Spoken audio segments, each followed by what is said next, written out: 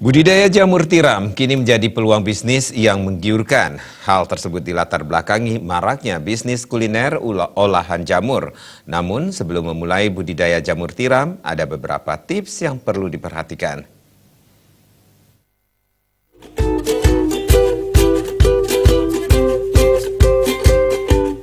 Budidaya jamur tiram sangat cocok untuk daerah beriklim tropis seperti Indonesia. Petani pemula biasanya membeli bibit pada pihak lain.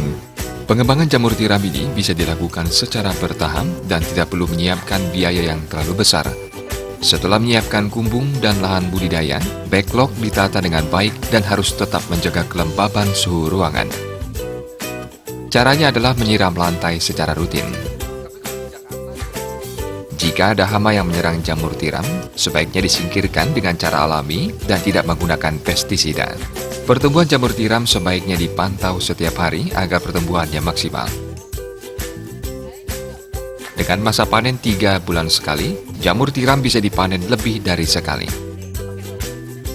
Backlog sebaiknya ditata dengan rapi pada kumbung jamur agar tumbuh kembang jamur bisa terarah dengan baik. Kebersihan kumbung dan sekitar backlog harus dijaga dengan baik.